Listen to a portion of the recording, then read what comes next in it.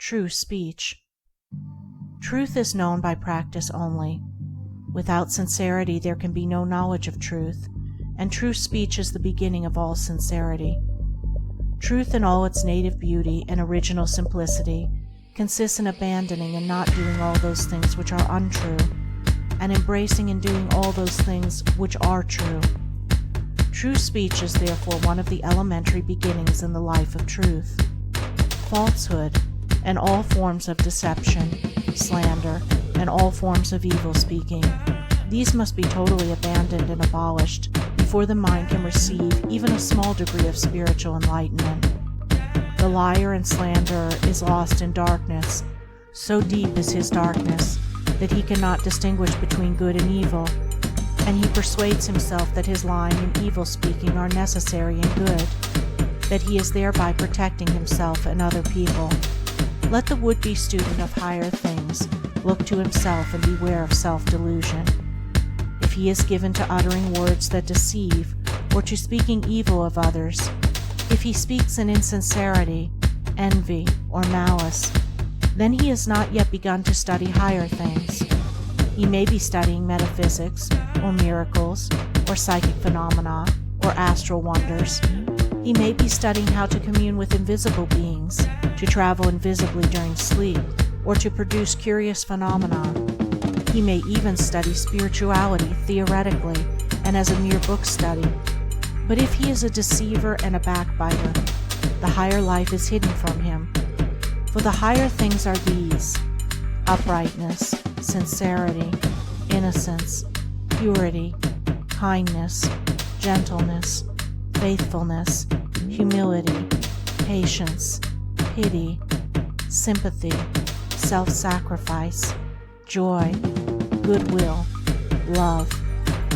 And he who would study them, know them, and make them his own, must practice them. There is no other way. Lying and evil speaking belong to the lowest forms of spiritual ignorance, and there can be no such thing as spiritual enlightenment while they are practiced. Their parents are selfishness and hatred. Slander is akin to lying, but it is even more subtle, as it is frequently associated with indignation, and by assuming more successfully the appearance of truth, it ensnares many who would not tell a deliberate falsehood. For there are two sides to slander. There is the making of repeating of it, and there is the listening to it and acting upon it. The slanderer would be powerless without a listener. Evil words require an ear that is receptive to evil in which they may fall before they can flourish.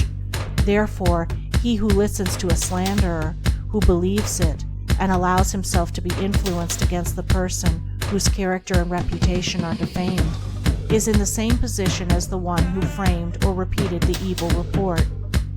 The evil speaker is a positive slanderer. The evil listener is a passive slanderer. The two are cooperators in the propagation of evil. Slander is a common vice and a dark and deadly one. An evil report begins in ignorance and pursues its blind way in darkness. It generally takes its rise in a misunderstanding. Someone feels that he or she has been badly treated, and filled with indignation and resentment, unburdens himself to his friends and others in vehement language, exaggerating the enormity of the supposed offense on account of the feeling of injury by which he is possessed. He is listened to and sympathized with.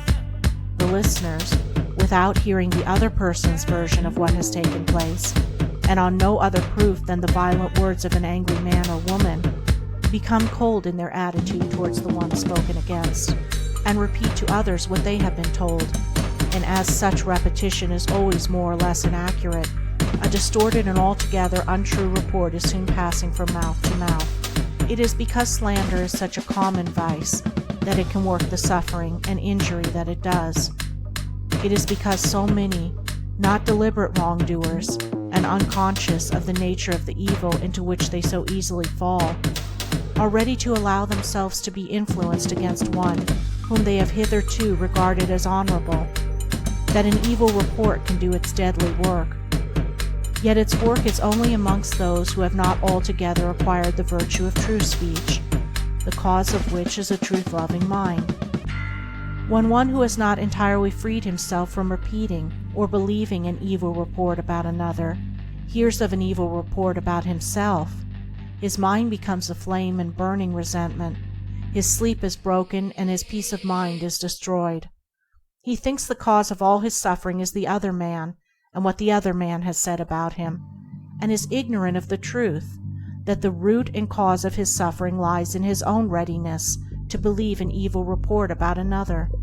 The virtuous man, he who has attained to true speech, and whose mind is sealed against even the appearance of evil speaking, cannot be injured and disturbed by any evil reports concerning himself, and although his reputation may for a time be stained in the minds of those who are prone to suggestions of evil, his integrity remains untouched and his character unsoiled, for no one can be stained by the evil deeds of another, but only by his own wrongdoing.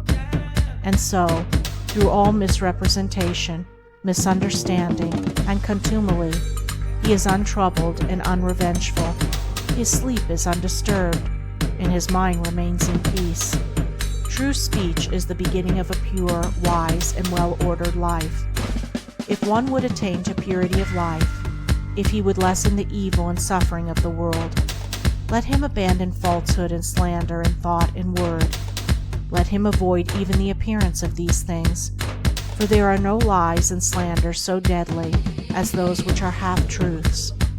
And let him not be a participant in evil speaking by listening to it. Let him also have compassion on the evil speaker, knowing how such a one is binding himself to suffering and unrest. For no liar can know the bliss of truth, no slanderer can enter into the kingdom of peace. By the words which he utters is a man's spiritual condition declared. By these also is he finally and infallibly adjudged. For as the divine master of the Christian world has declared, by thy words shalt thou be justified, and by thy words shalt thou be condemned. End of Chapter 4. Recording by Andrea Fior.